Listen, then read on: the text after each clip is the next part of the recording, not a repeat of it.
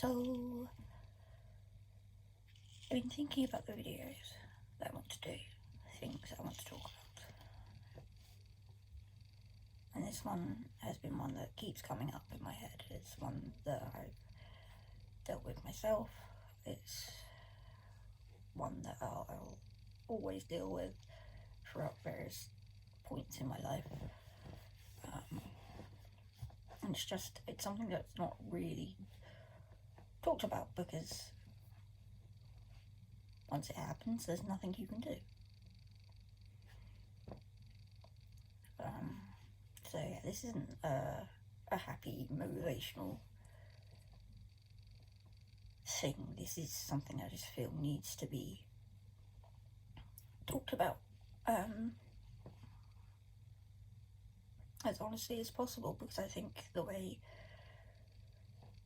people deal with it, people approach it, I think there's room for improvement in that, in ways that can help other people. So yeah, today is a very happy subject because I'm talking about suicide. It's something that I've tried. Clearly I failed, thank God, at various stages.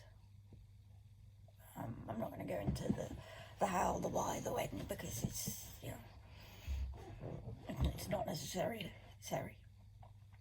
But I've had my fair share of experience with it, being on that end, and how people have approached me. And I'm just really, really thinking about it, and thinking about different ways we can approach anyone that's in that space that feels like there is no other option.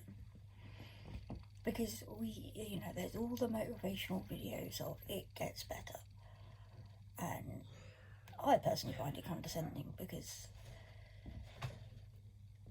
let's face it, this is life. Sometimes it doesn't, because there are certain factors we can't control. There's certain illnesses that will be lifelong. For me, it's bipolar, and I get depression. I get severe depression, and it does take me down that path of suicidal thoughts, and actively wanting to see them through.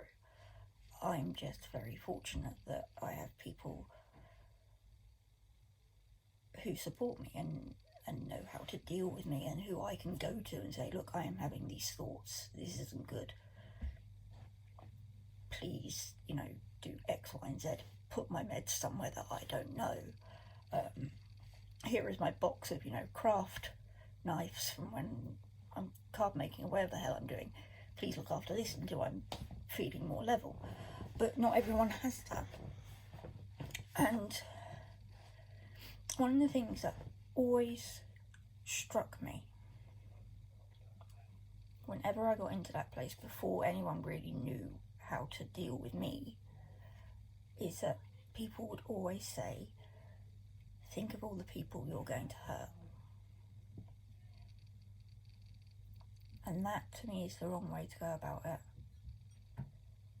Because not only are you putting more guilt on someone who is already in a lot of pain and struggling with life, and just giving them more reason to not want to deal with that, but you're dismissing what they're going through. You're saying that what they're feeling, how they're hurting, is less than what people will have to deal with if they're not there. And that doesn't help. And always saying to someone, oh, it will get better. It will get better. We can't promise that. I can't promise that. And everyone's definition of better varies. So saying it will get better is very unhelpful. It's like, it will get better. Okay, which part? That's like saying to me, it will get better. My eyes aren't going to get better. That makes me depressed. You know, I'm losing my sight. That makes me depressed. Telling me it gets better. No, it's not going to get better. My eyes are going to get worse. I have to deal with that. But you saying it gets better doesn't help. It makes it worse, because you're just highlighting the fact to me that this part of my equation will never get better, and that doesn't help, because we don't know all the factors going on inside other people's lives. So instead of saying, you know, what about the people that you're going to hurt, or you know, say, what do you need right now? Because it could be something as simple as, I need someone to hug me, because they might not have that person they can go to for a hug. It might be just to sit with them and not say a damn thing, because you don't need to say anything. Sometimes you just need that presence of someone there with you to know that even though everything is pure chaos and doesn't make sense and everything's gone to shit, you are physically not alone. There is someone sat there right beside you, and they don't have to know what's going on, but their presence is enough. And if you are in that place, I mean, I can't stress enough, please, please, please, please, tell someone, talk to someone, message me, I'll listen. Don't suffer in silence, but do what you need to do to survive, to get through that moment. Because while I can't promise you things get better, I can promise they are worth it. Because there are good days. And then there are really good days. There's shit days. But everyone deals with that. That's life. We go up and down, up and down, up and down. It's a fucking roller coaster. They made a damn song about it. They made several songs about it. But my point is there are good days, and they're so worth sticking around for. So instead of, you know, oh, if I do this, I'm going to hurt X, Y, and Z. That's, I mean, yes, that is motivation, but that's not enough sometimes. Sometimes you need something for you. Like, for me, every time I get in that place, my reason that I can't see it through, as much as people will laugh, and I don't care because it works, is my animals. Because if I do something permanent, my family will hurt, but they will get that, you know, I basically lost a battle with mental illness. My animals would have no idea why I never came home. I'm not going to do that to them. That hurts me more, because they wouldn't understand. So, you know, do it for, even if it's the most ridiculous reason for sticking around. Do it because you haven't seen your favourite band yet.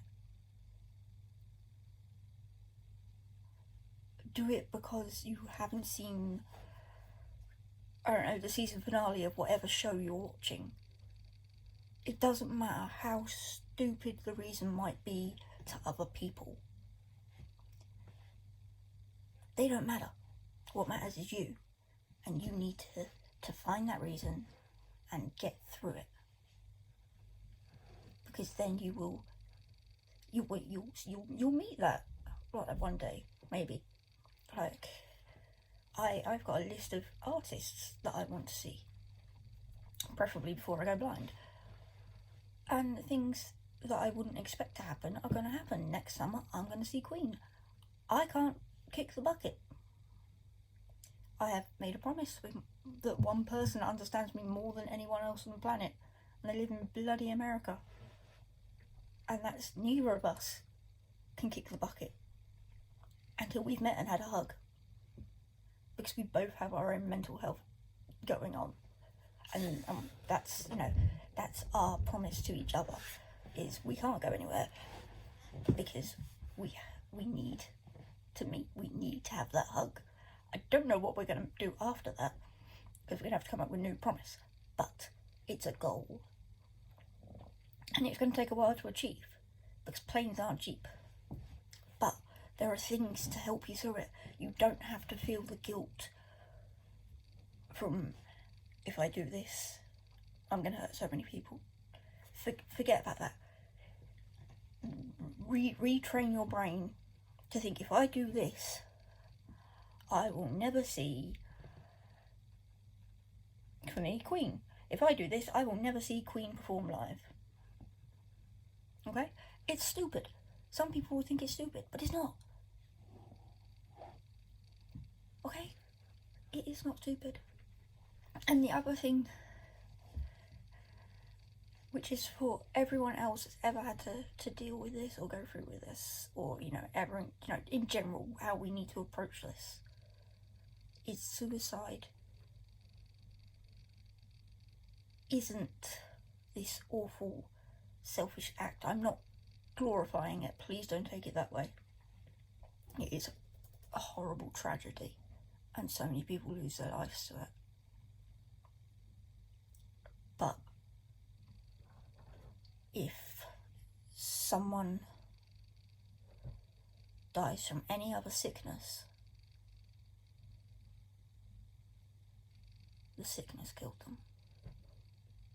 So why is it that mental illness isn't being blamed?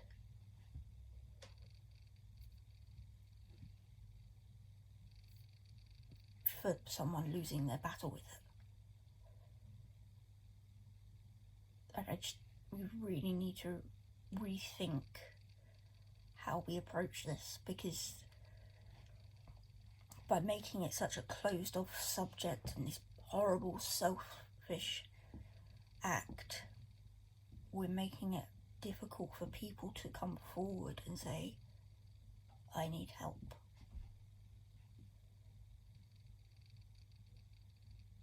And it's just, these people are hurting, and they can't tell anyone. And we need to do something about it. So yeah, food for thought, maybe, I hope. Just please think about how you approach it. And if you are struggling and you feel alone,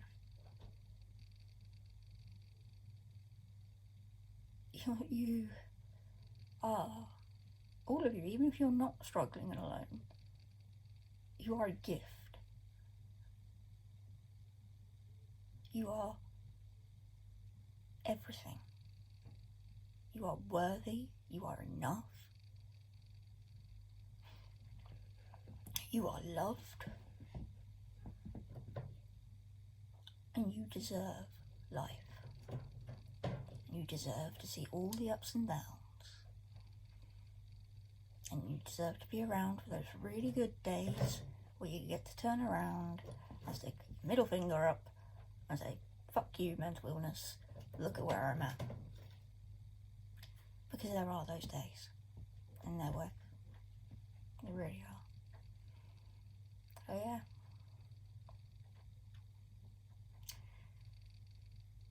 Not a happy one, but I hope you'll take it all into consideration and give it some thought.